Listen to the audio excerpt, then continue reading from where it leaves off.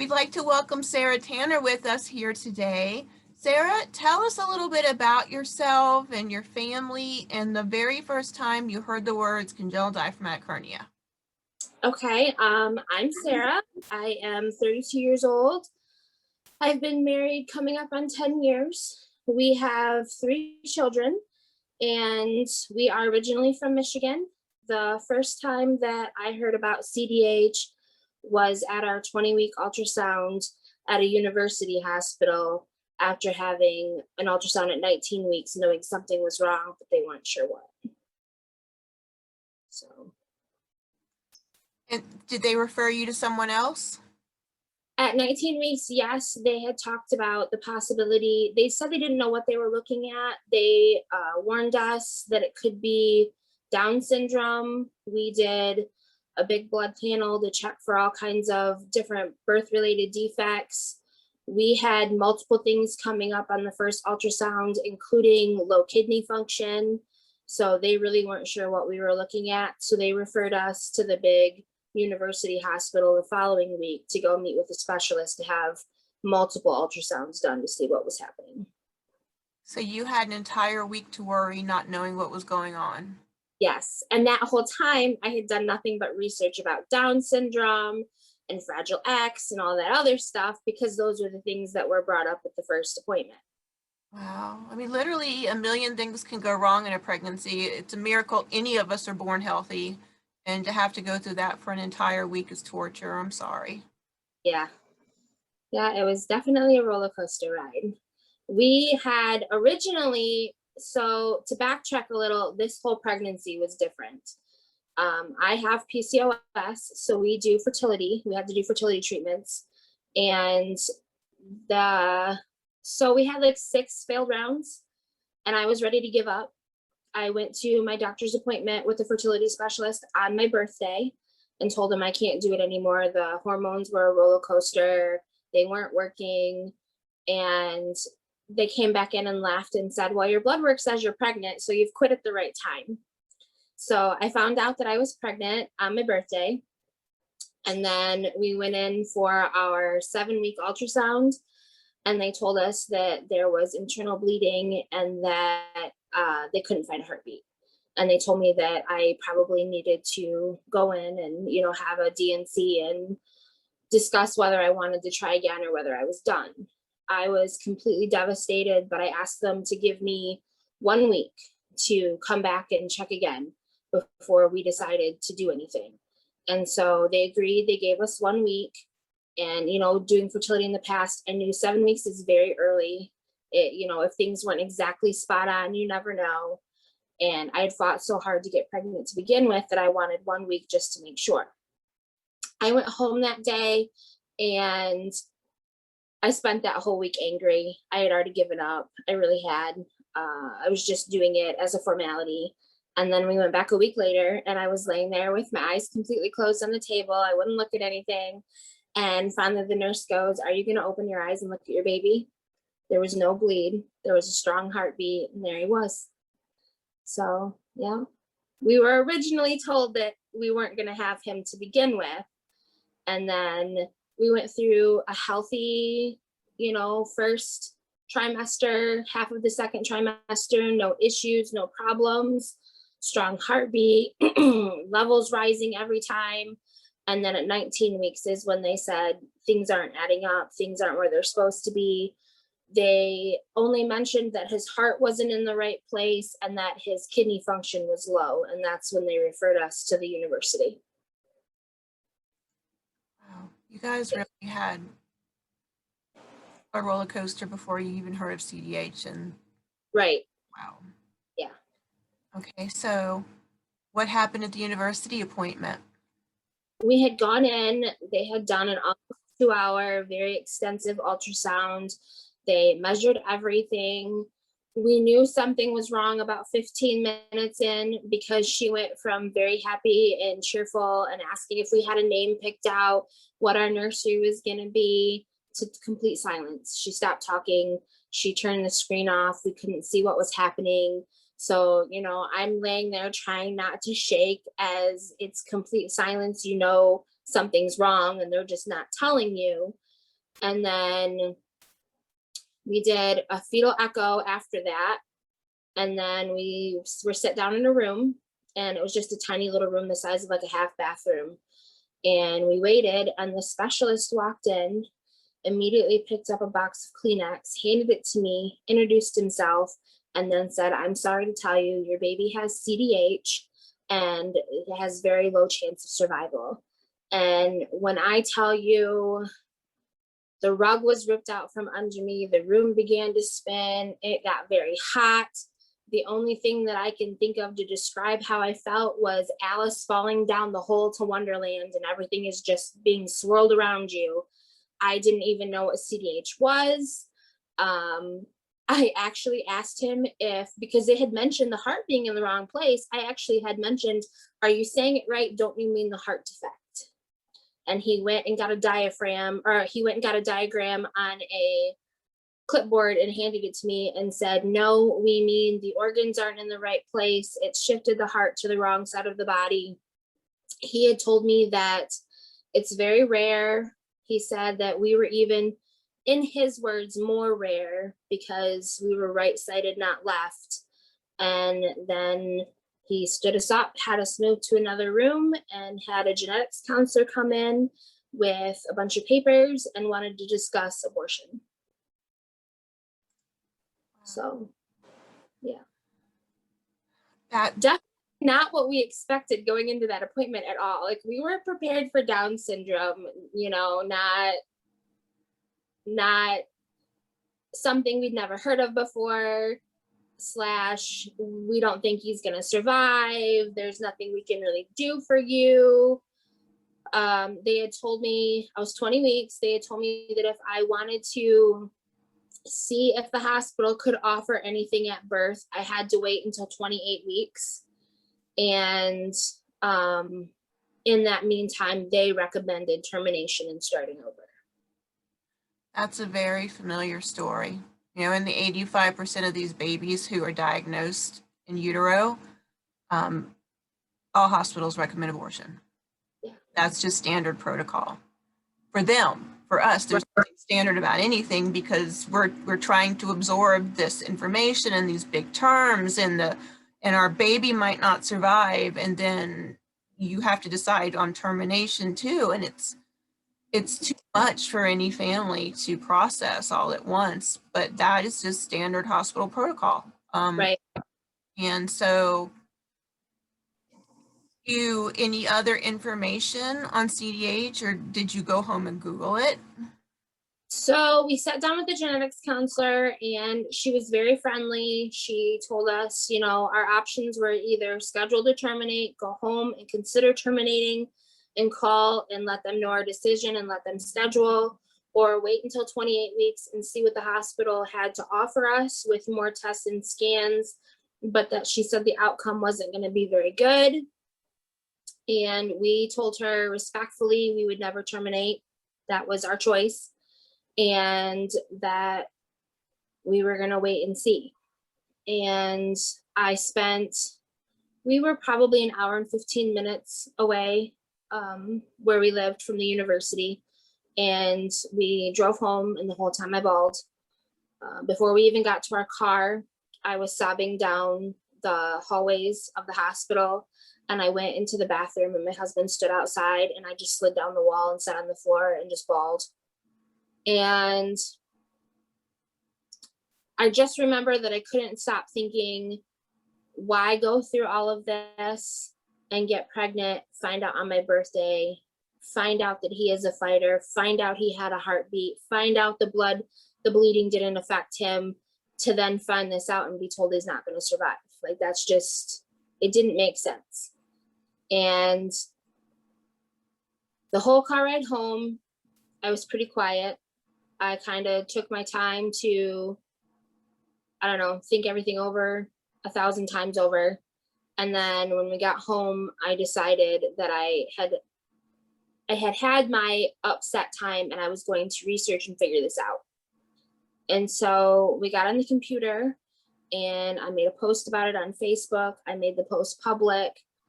I said, this is the diagnosis. This is what's happening. Has anybody ever heard of this before? Can anybody tell me anything about this? I got on Google. I started searching, congenital diaphragmatic hernia. And within 2 hours, I had 84 people message me and tell me they either knew someone who had a baby with CDH or they had a baby with CDH themselves. And most of my research had led to a hospital in Florida, in St. Petersburg, Johns Hopkins. And we had decided, it was probably 10:30 at night, we had decided that the following morning I was calling this hospital and we were going to do whatever it took. So the following morning I called the hospital and we were put on a list to give our insurance information and have our records faxed over. We were told it could take anywhere up to 2 months to see if our insurance was accepted and if, our case was significant enough to be seen. It wasn't even 48 hours in and we were completely approved to leave the state for care. We had got a phone call saying that they were going to see us, that we were waiting for an appointment to be set up, but it would be about 6 weeks. And so everything just kind of kept falling into place. Oh, I have a quick question. So 84 complete strangers messaged you on Facebook? 84 complete strangers. Yep. How, and you posted on your personal Facebook wall? How did they see that? I started having family share it, and one family member in Tennessee follows a woman who had a baby here in Nashville who had left-sided CDH, I think, might be right. He's now 3 years old, I think, just turned 4. And she had reached out to me and was the first person. And then after that, sent a CDH supporting group, and that had been posted, that I had posted there. And yeah, we had all these people from all over the place sending me information. I am pretty sure someone tagged Tracy in the original comment. Yeah, so I mean, it was a whirlwind of thinking that you have a baby with Down syndrome, getting a diagnosis you've never heard of, getting all of these people messaging you, telling you, hey, you need to get a second opinion. Don't just listen to the first opinion from the first hospital. Go somewhere where people know how to deal with CDH. To then seeing all these people recommend. They recommended Florida. They recommended Texas. A couple recommended, I think it was Cincinnati. There And are lots of good CDH hospitals, yeah. Yep. So we decided to go with the one that was commented the most on first. And I called the next morning. Wow. Yep. You went all the way from Michigan down? Yes. Wow. Yep. I went all the way from Michigan. So 6 weeks after that, I got on my first ever plane ride and flew all the way to Florida. And this was in early March of 2020. And we had our 3 days of appointments. My MRI for like the fetal MRI to check for lung development and all that stuff. I was in there for over 2 hours because he wouldn't sit still. So yeah, that was interesting. I was very pregnant. I had a lot of high fluid and was in this like claustrophobic machine for over 2 hours. And then on top of this is March last year. So the pandemic is, wow. Yeah. Oh yes. So we had got through all the appointments. I had met with Dr. K's in St. Petersburg. It felt like I was meeting a celebrity just because everybody had talked about everything. I'd done so much research. Like I felt like I knew more about him than he knew about himself by the time I was done researching. And they had told us at the time that from the scans, it looked like we were 45% liver up, and they had given us a 90 to 95% survival rate with a 75% of needing ECMO at birth. And the hospital back home had given us 30% or less. So I knew then we were coming here. As soon as they said 90 to 95% and they were giving us a chance, I honestly never looked anywhere else. Did you talk to the surgeons at the University Hospital, or was this just the obstetricians? No, so they wouldn't even set me up to speak with surgeons until after I was 28 weeks along. And I didn't want to waste that kind of time. You know, I had set up. So when I went to Florida, I was 26 weeks along. So I mean, we would have taken all of that time I waited plus another week before they would even start discussing anything. So I just didn't wait. And so we'd had our appointments. I decided, yes, I wanted to go there. I remember going back to the airport to wait to get on a plane to go home. And it was a really eerie feeling. COVID had kind of been talked about, but not really yet. This was the weekend everything hit. This was the weekend where I remember a medical student sat next to my mother-in-law and I, because she flew with me, and she just kept saying things are going to get bad. My dad's a doctor in New York. He's called and told me that he doesn't even want me going to work on my residency. He's terrified. You know, things are really bad. I don't know what to do. I'm scared. Everybody started putting masks on. Masks weren't a thing then.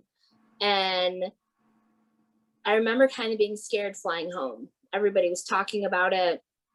I had got home and found out 24 hours later that the hospital I just visited wasn't allowing people in for tours anymore.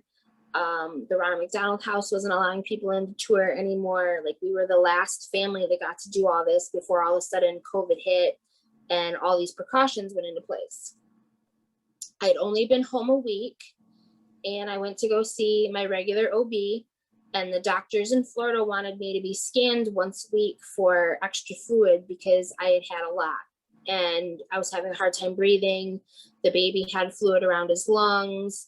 And so that was something they wanted to keep an eye on. And we went in and they told us because of COVID and having positive COVID tests, they weren't going to accept any extra appointments like that.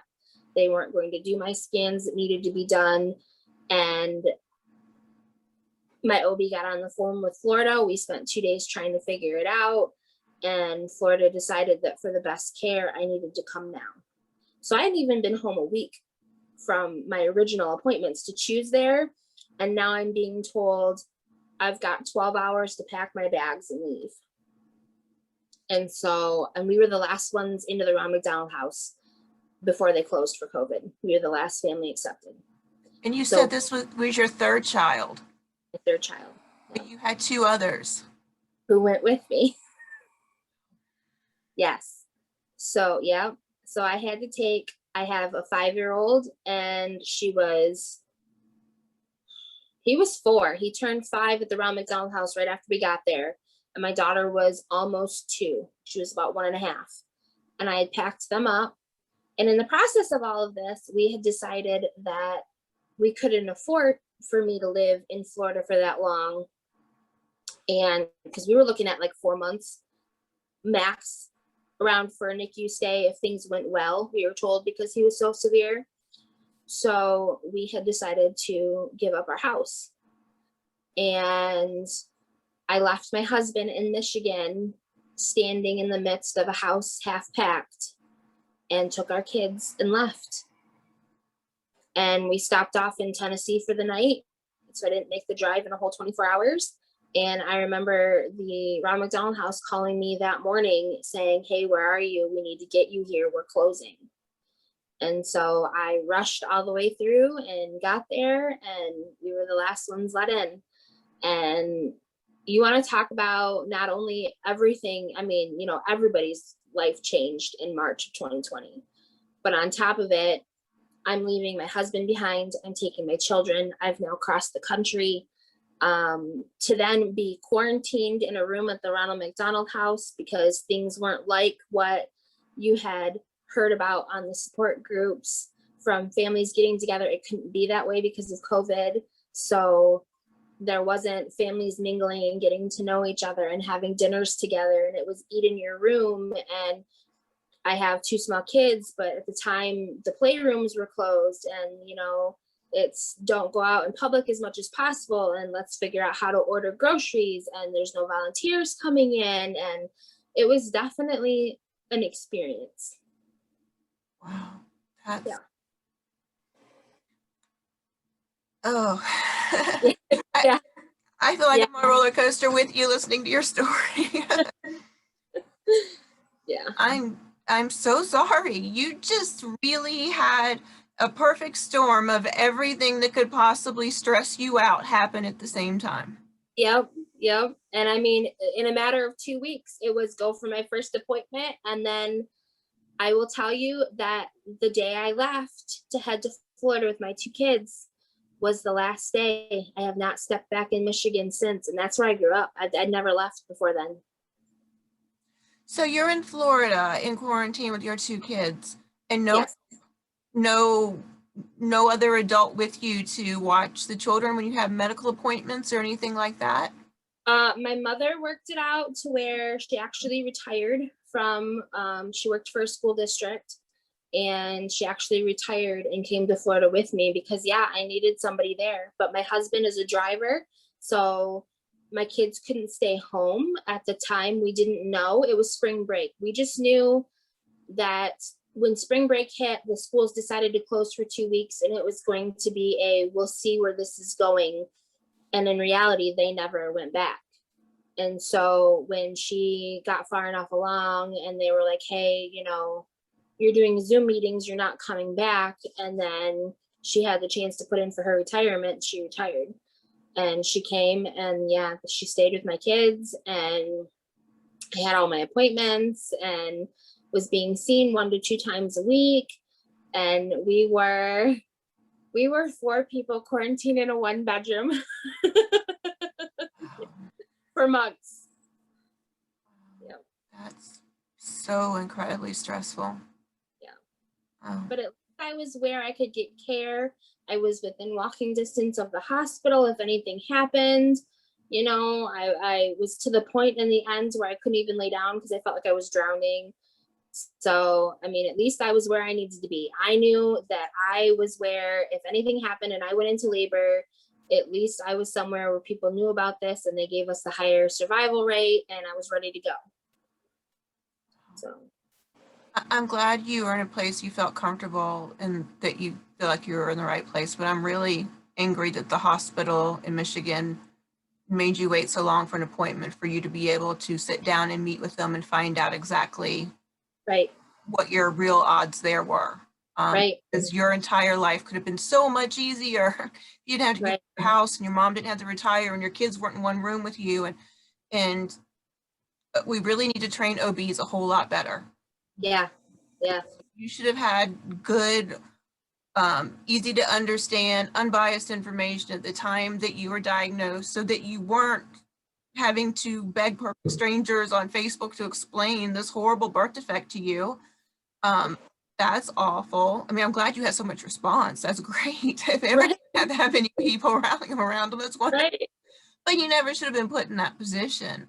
And the hospital should have given you much more information and follow up other than, this is what it is, your odds are this, let's book you for a termination, and leave Right. any parent feeling like they walk out of that appointment where they're so in shock and confused and desperate that they have to go online to find any information and to feel like that they have to make a choice between their house and their husband and their kids and their parents' career and all of that within a week or two is insane.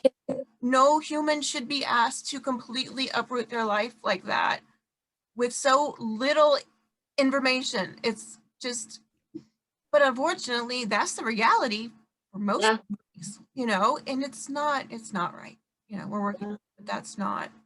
Everybody should have a little bit of time to absorb and know what's going on and go, okay, here's the information. Let me meet with this person, gather all the information, all the facts, and be able to make a decision when you're not in shock still, when you've at least a couple of days to go, okay, this is what CDH is. Okay, because OBs, bless their hearts, as we say in the South, bless their hearts, they're great doctors, but many of them only see CDH a few times in their careers, and many of them have been out of med school for 20 or 30 years. And so what they think is CDH and what actually is CDH now are two completely different things. So we have a lot to go, and I'm just so frustrated for you. Oh my gosh, that you guys had to go through all of that in the era of COVID on top of it. And Yeah. that is just so you're completely stressed. You've got two kids in a little room in the Ramadan house, because I've stayed in two Ramadan houses and I love them. They're amazing. Yes. I had to stay in the bedroom in one of those things for months on end. I would go crazy. And how did the kids handle that? I mean, they're kids. How do you keep them entertained and not killing each other, or you wanting to kill them at that point on top of everything else? And how did you keep your stress level low, because you're building up fluid and you need to stay calm? Well, to add a little insult to injury, my son is autistic.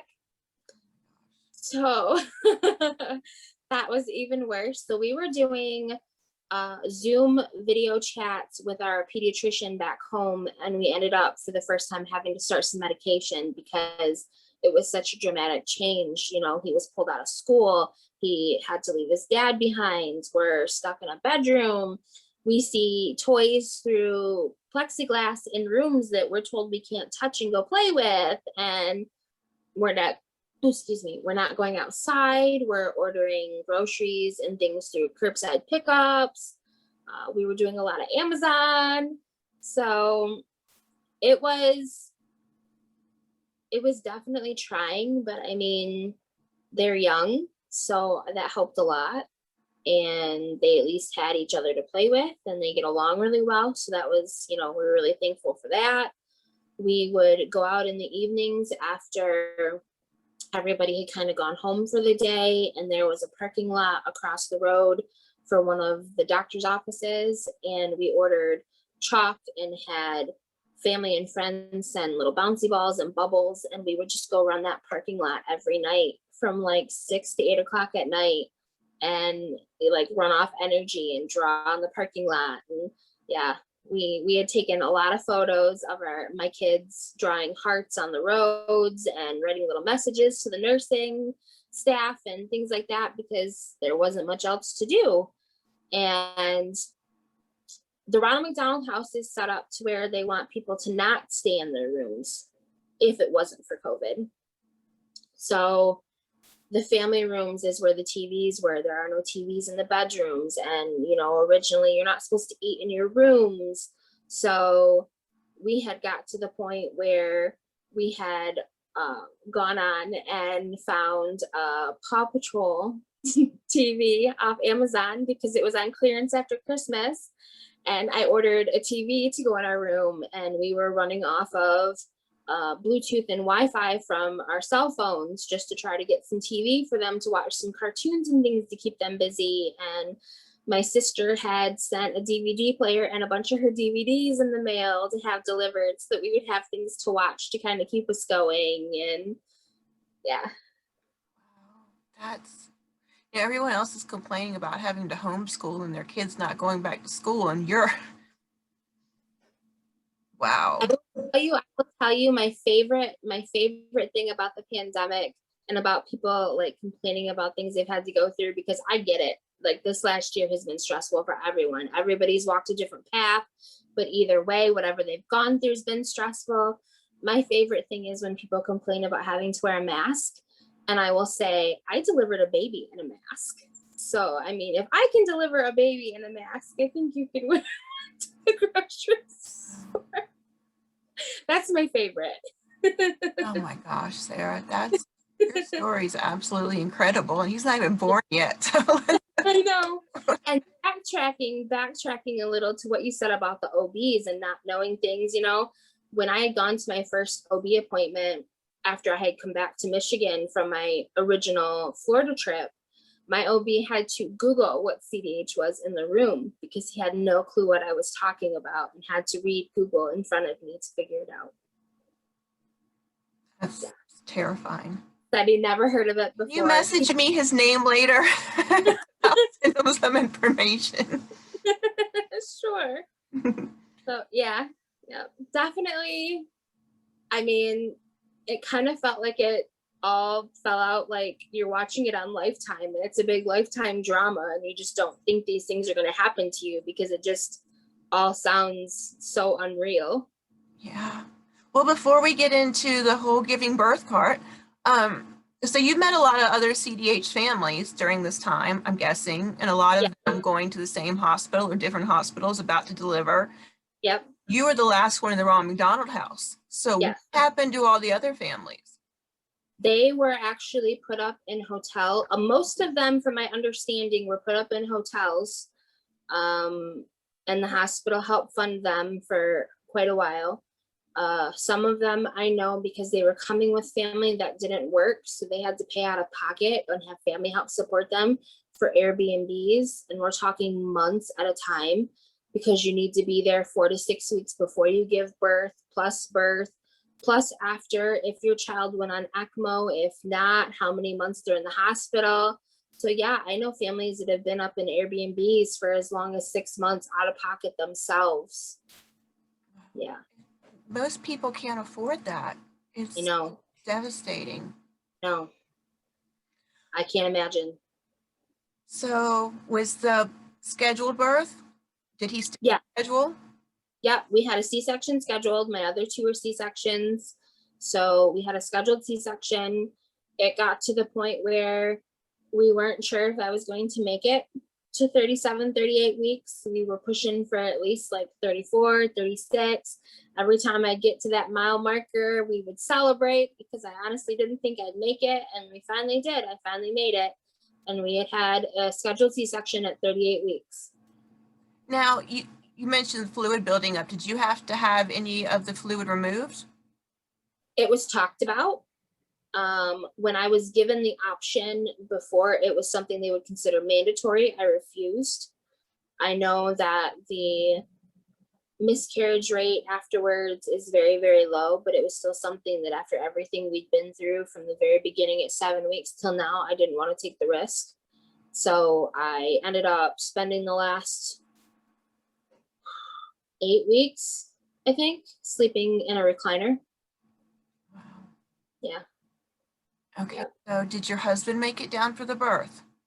He was able to come down for the birth. Yes, he came down and he used up his 2 weeks of paid leave that he had, and he came down almost a week before. That way, I mean, he hadn't seen our other 2 kids in months. And so we left in March and I gave birth in June. So he came down the very last week of May and took them to the beach and hung out with them, and then was there for about a week after he was born as well. All right, well, I'm going to let you walk us through the birth. So we show up to the hospital at like 5 o'clock in the morning, and we got everything hooked up. He came in and he explained, ECMO again, because we had a 75% chance of needing ECMO. So it was something that he wanted to make sure I understood everything that would happen. Wanted to make sure I understood I probably wouldn't hear him cry. It looked like we had extremely low lung on the right side, so we weren't even really sure exactly how much would expand and be there. And they got us all prepped. We went back, and I've had a couple people, ask me because of COVID, like, am I joking? No, I really did go through C-section and give birth in a mask. And I remember laying there and being cut open, and then you feel the shaking of them like prying him out, but there's no sound. The room is so quiet that it's just sickening. And they got him out. I was told he was out and that they were working on stitching me up. And all I kept doing is he okay? Is he breathing? Is he okay? Please, someone tell me. And they just kept saying, we don't know. He's in the next room. They're working on him. And it was probably only 7 to 10 minutes later, felt like an eternity. A nurse rushed over to my head and said, we're going to wheel him right by your face in a matter of seconds. We need to get him up and we need to get him on ECMO right now. He's not doing very well. And Within moments, they wheeled him next to my face. He was very gray. And they rushed him out and he was gone. And I was so terrified, adrenaline, scared, that I was shaking. My husband said like I was having a seizure, and they had to give me meds to calm me down because I couldn't, everything was shaking. I was so just terrified. And they stitched me up. We go to recovery. You know, having 2 other babies, I'm used to hearing them cry, putting them on my chest, having them in the recovery room, and you're just sitting there by yourself. Like, your husband and you are looking at each other, but you just don't know what to say. You don't know if he's okay. You don't know what's happening. Daddy couldn't go with him. He had to stay with me. You're in the process of 2 hospitals put together. So technically, it's a children's hospital. So I'm in a building that's connected with a tunnel, but he's being put in the children's hospital. And because of COVID regulations, if my husband was to cross and go with him, he could not come back to see me. So, you know, we're just kind of in limbo waiting. And I remember getting a phone call from the floor, from the doctor, saying that he was stable on ECMO. I remember being really sick. And then they finally, so I gave birth just after 10 a.m. I didn't get to physically go and see him until 7:38 at night. I had to wait for, you know, the spinal to wear off, and then I had to wait for the nurses to put me in a wheelchair for us to be cleared to leave the one hospital through the elevator to go see him. We couldn't go at the same time because of COVID. We weren't supposed to be in the same room to meet him together. We didn't know that. So they had my husband leave the hospital, walk around the front, and enter. And I went through an elevator. We ended up showing up at the room at the same time. We had people saying we can't be here. Like, the nurses were talking back and forth, and they were like, hey, you got to pick one or the other, who's meeting him first. And the Dr. K's that did the surgery was in the room, and they were like, nope, just bring him in. So we got very lucky because you weren't supposed to do that. Other parents like didn't get to meet their baby together. So we went in, and I had prepared myself through tons of photos of what a room and a baby on ECMO looks like and all the machines. I had seen tons of videos, pictures, other people's pictures. We had actually had a family in Saginaw, Michigan, who had a daughter who's now 19, who was born at U of M, who had CDH, and they had reached out to us because they saw our story and wanted to meet us and have dinner. And so they had brought pictures of their daughter hooked up to machines. And I will tell you, being wheeled into that room and knowing that that's your baby on that table, no picture will ever prepare you for that. It just can't. They had told us that he was a lot sicker than expected. He ended up having 75% liver, plus intestines, plus some stomach up in his chest. And they said the best way they could describe it was that his right lung was a chewed up piece of bubble gum. They said that I have bigger babies. Both my other babies were over 9 pounds. So even though taking him early, he was over 8 pounds. So they said that at least helped because they were able to use bigger ECMO cannulas in his neck for better flow. So the machine wasn't going off like crazy like they have to deal with when a baby is smaller, because we had better flow and better tubing.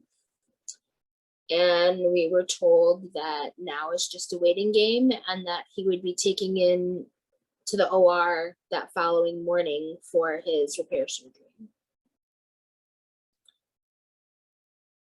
It was a lot. Yeah. That is a lot taken. Yeah. You have your hopes and your prayers and things that, you know, I remember constantly praying, please, Lord, do anything keep him off of ECMO. Please just help him be strong enough to not go on ECMO. You know, I was terrified of ECMO. That was my biggest fear. I knew that the surgery and the repair were coming.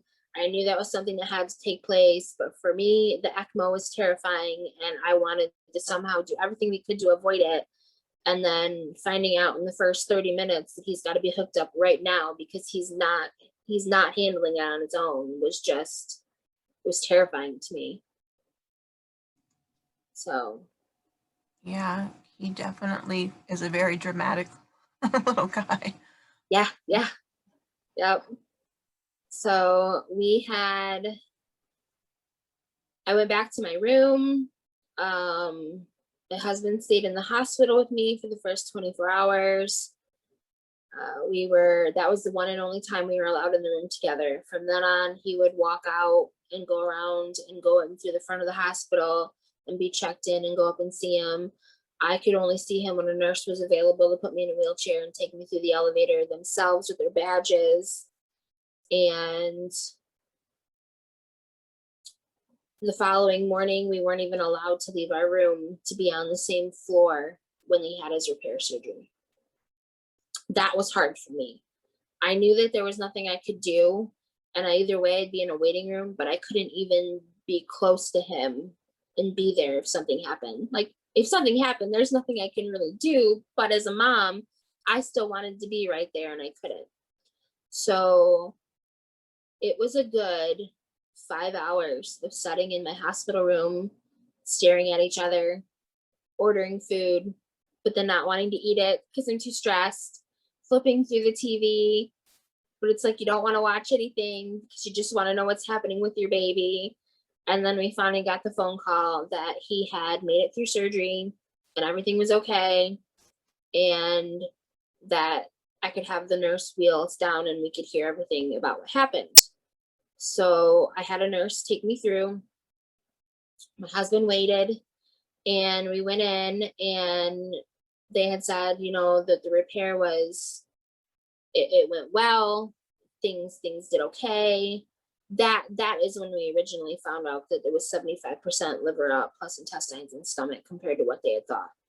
And they had handed me this piece of Gore-Tex, and it was like that big, and they laid it over him and it took up his whole abdomen, and they said that that's the actual piece that they had cut and used as his patch. Yeah. And I mean, it was ginormous. I mean, it took up his whole stomach. I couldn't believe it. And they said that the rest was a waiting game and it was up to him, and they had no idea how long we would need ECMO, and it's just time to heal. And he's got, you know, 2 ECMO cannulas in his neck. He's got his surgical site. He had a chest tube. He had a drain tube at his surgical site. He had a catheter. He's got all these IVs. It was he was very swollen. I remember going in and he looked like he was 3 times the size of what he had been the day before from retaining water and going through surgery. And he was so bloated, and his little cheeks were so bloated that they looked painful.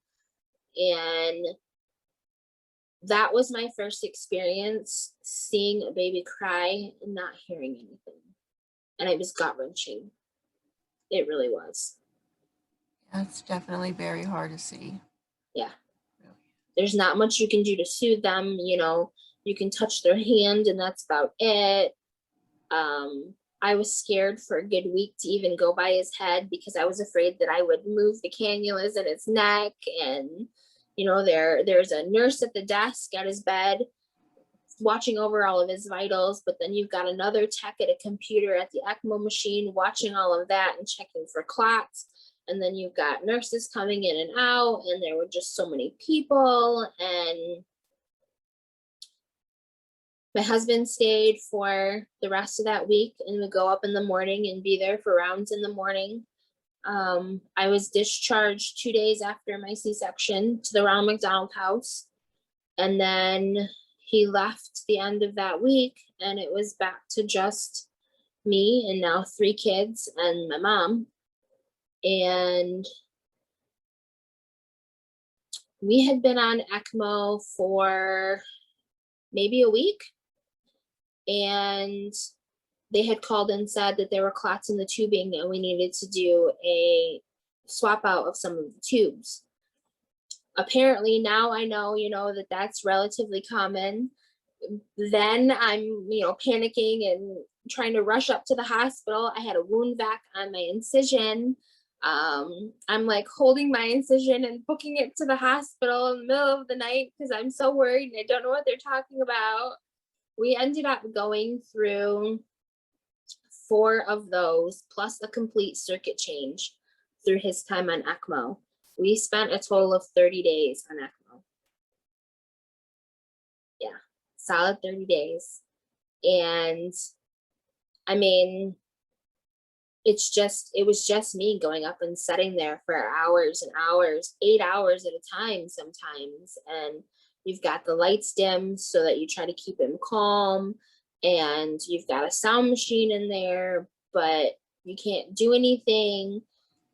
He was heavily sedated on medications. He's on ECMO. He's got the ventilator tube, all this stuff. It was an extremely, extremely stressful time, and constantly worrying about them taking a flashlight and watching blood clots and seeing blood clots here. And then at the end, the fan, ECMO is for the heart and lung bypass is the way they explained it to me. And the fan that would filter everything through was clogged with so many clots at the end. That's when they had to do a circuit change. And they had told me that the first times that they would clamp the tubes and do the other, changes of just the tubing, he could be clamped and off anywhere from 30 seconds to like a minute and a half. So he would have to hold his own for that time and, try not to completely destat and everything like that. And he was able to do it, they said, and, he did okay. But then the circuit change was like, it could be up to 5 minutes. We've got to have all the blood primed in the new machine. We've got to unclamp, reclamp, rehook up, redo this. Like that was a big fear. And he ended up doing okay on it. And they said that circuit change could set us back now because it's unclotted blood and he was used to getting, thicker stuff, and it could mess things up. And it ended up not. He didn't set back anything. There were no fevers. There was nothing like that. We did really well. And on the 30-day mark, the doctor walked in and said, I'm ready to see what he can do. We need to get him off of this. And it was within 15 minutes, they were coming in to cut the tubes. I mean, when he said he was ready, he was ready. And they cut the tubes and they cleared him out and they left him hanging for 24 hours, capped off to see if he could handle his own. And they told me that it could be very common to go back on. We're just seeing how strong he is. And we made it the 24-hour mark and they pulled the tubes off and stitched his neck shut. And by now we're on just a ventilator. And we stayed on a ventilator for 10 days. And then we weaned off the ventilator to CPAP. And once that was done, the following day, I would finally get to hold him. He was 41 days old. Wow. 41 days old, and I finally got to hold him. That was probably one of the best days in the hospital that I can think of. And I remember the nurse coming in 6 or 7 times. It was one of the travel nurses. And it was our first time having her. And she kept coming in and she's like, are you ready to put him back in the bed yet? No. She'd come back in 15, 20 minutes later. Do you need a break now? No. And finally I was like, I'll push the button when I'm ready because you can't have him back. You've had him for 41 days. I need him for a while. So I did. I sat there all day. That's understandable. 41 days is a long time to wait. Most of us wait a couple weeks, but you waited much longer than average for CDH baby. Yeah. So how long was he on CPAP and how long was in the hospital? Is that, I'm sorry, we've gone through everything and I don't want to rush you, but No, I want to get everything too. He on Incredible. yeah. So we spent all the way through 30 days on ECMO, 10 days on a ventilator, 7 days on CPAP, and then we transitioned to wall oxygen. We spent a total of 90 days in the hospital. Wow. When he was Yep. done with ECMO, he was ready to get out of there. Yeah. That's quite, he really, yeah, Yeah. the kids are in there a lot longer on the ventilator and everything Yep. else. But no, he Yep. just likes to Yep. scream. Somehow, Yeah. every time we transitioned, they would warn me about the possibility of needing to go back and say it was very common, but this was the first step. And somehow, thankfully, we made it through and never had to go back on anything once we were pulled off. Wow. Oh, yeah. So We did on wall oxygen. So we didn't transition off of that in the hospital. We did go home on that. okay, so home, you Mhm. you moved, you had Mhm. a house. How did you do all of that in the middle of all of this? So while we were still in the hospital, come August of 2020, my husband took a week off, and we had all of our stuff in storage, and he was living at my mom's house because she was with me. And he had loaded everything up from storage in a big U-Haul and drove it to Tennessee. And Tennessee is where, we had talked about relocating to Tennessee our whole marriage, 10 years. And it was something that was supposed to be down the line. My sister had moved to Tennessee a few years prior. It was something that we had always talked about. And when this all happened and we gave up our house, and she lives just outside of Nashville. Nashville has Vanderbilt Hospital, a really good kids hospital. We would have family for support. We figured what better time to take the next step and move when we already don't have a house now and our stuff's packed up. And at least we would be halfway to Florida if something happened and we needed to return compared to so far away in Michigan. So he had loaded everything up and put it in a storage unit here in Tennessee, and then drove the rest of the way to Florida and stayed for a few days, got to go up to the hospital. That's when we did our car seat challenge and everything for discharge. We thought he would be discharged to be able to have us walk out as a family because we had entered as, technically the three of us. We wanted to leave as the three of us. It didn't work out that way. But at least all of our stuff was in Tennessee for when I was ready. And he went back to Michigan.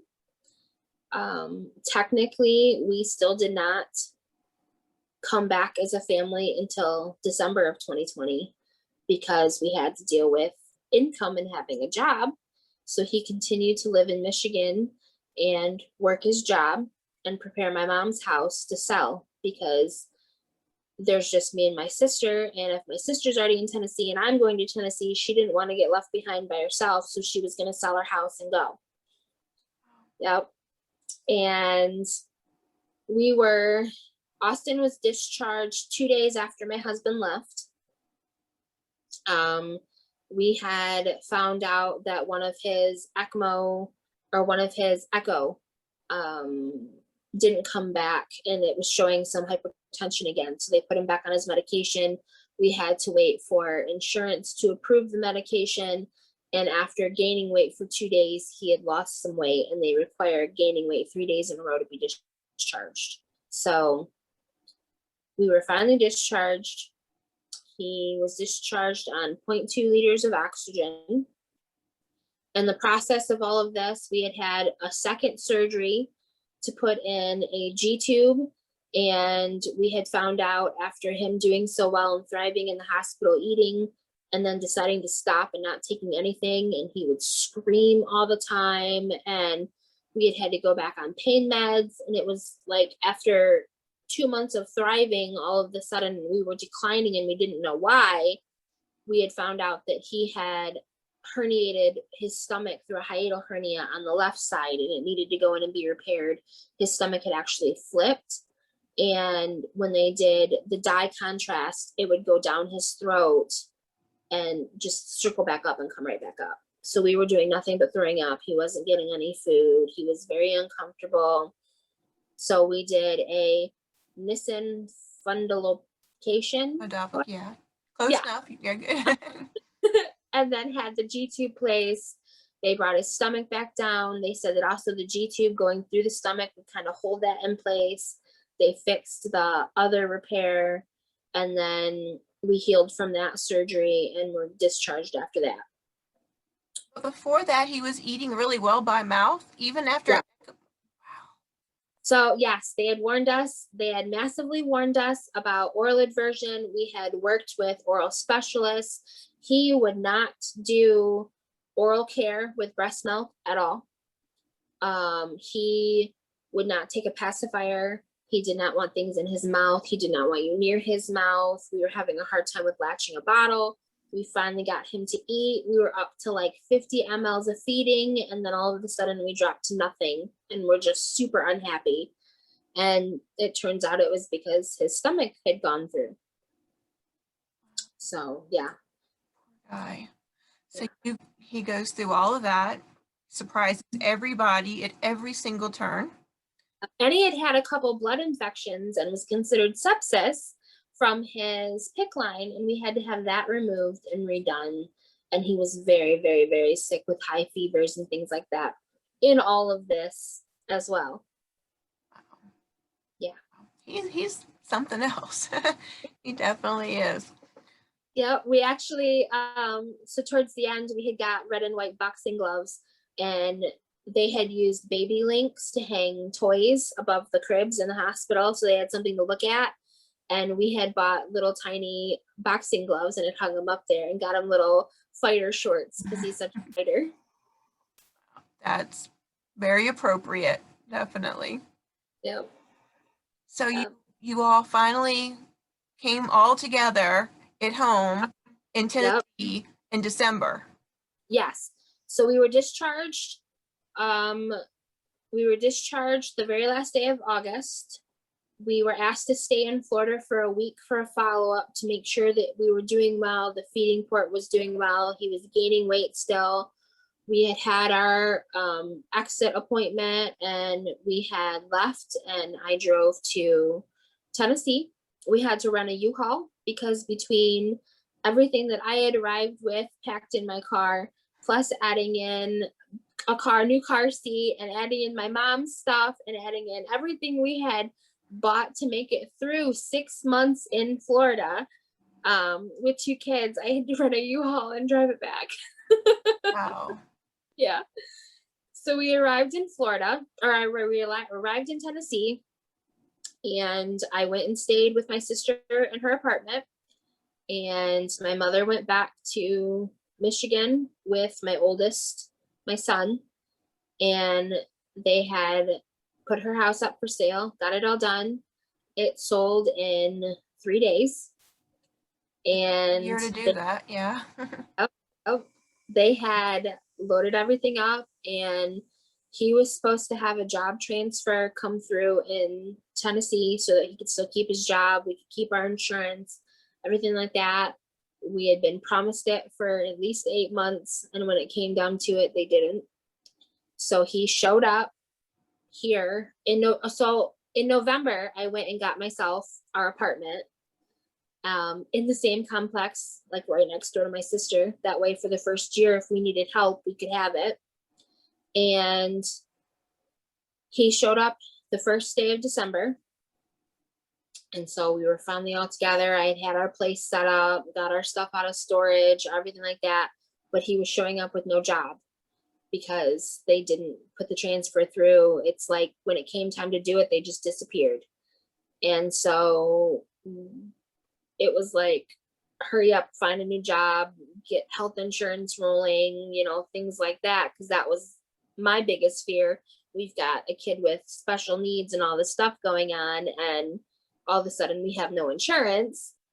And he got a job, got everything rolling.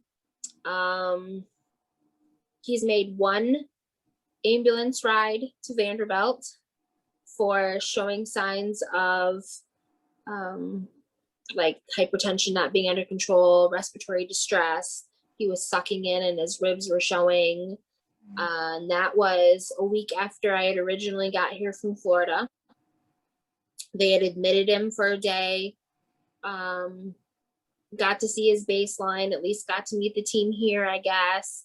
You know, that was like my silver lining. At least we got to meet the whole team at one time instead of multiple individual appointments.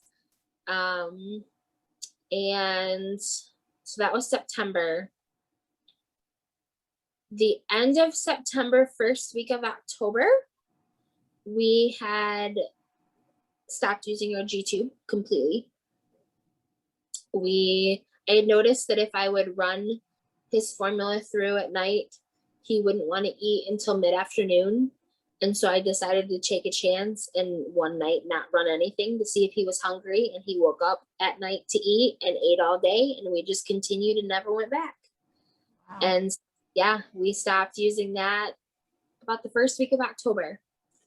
And we were off. We came off of oxygen and started doing trial runs in December. And as of Christmas, we were completely off of oxygen day and night. Yeah.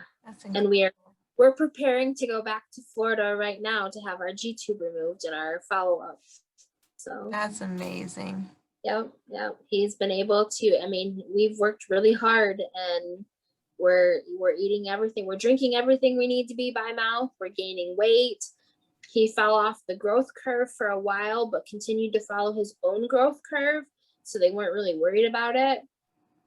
We just now came back on the growth curve as of a week ago. He is almost 10 months old and he's 15 pounds, 10 ounces. So, I mean, even in the 1 percentile, he's followed his own curve and, you know, he's doing well. He really is. Our pediatrician here told me our first appointment that looking at his chart, he would have never guessed walking in the room that was the same kid. That's incredible, Sarah. He's done really well. Such an amazing little guy, and your whole family has had quite a year. Not even a year. Definitely. Wow. You need to write a book. You really do. You're a good storyteller too, so you definitely need to write the book. Thanks. Yeah. We spent, I want to say he had a collapsed lung for the first month after coming off of ECMO. And we were really worried about, you know, how his lungs would expand and would he be able to breathe on his own.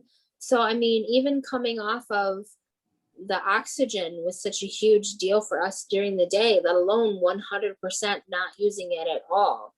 And with all the oral aversion and not wanting a pacifier and not wanting things in his mouth, that kid loves a pacifier. Out of all 3 kids, he will be my one that we will have to fight to take the pacifier away when we're ready. He will eat pureed baby food, but if you give him anything with texture, he will gag if you feed it to him. But if you put it down and let him eat himself, he's completely fine. We have got him eating French fries. He's ate French fries. He will pick up and eat little pieces of banana, spaghetti. Like, we are literally feeding him everything we eat at the dinner table. And he's eating right along with us. That is wonderful. Yeah. We love story endings like that. Yeah. Never. If you would have asked me the day I would have walked in and seen him on ECMO, I honestly didn't know what the outcome would be. And as the 30 days dragged on and you're like, man, it's been like 3 weeks on ECMO. Like, are you sure we're ever coming off? And they just kept saying it's on his time, not ours. And it was, as soon as we came off ECMO, it was like he wanted to hit milestones before they were even ready for him. And we had to tell him to slow down a little. Wow. Thank you so much for sharing your story. I hope to meet you guys one day. I would love to see him in person and meet you. Yes. I definitely look forward to getting updates and watching him grow because I have a feeling it's going to be very entertaining. Yes, absolutely. Wow. Well, I'm so glad your family's all back together and everyone's doing well. And Thank you. you again for sharing your journey with us. It's just absolutely amazing. You did an incredible job. Thank you. Thank you.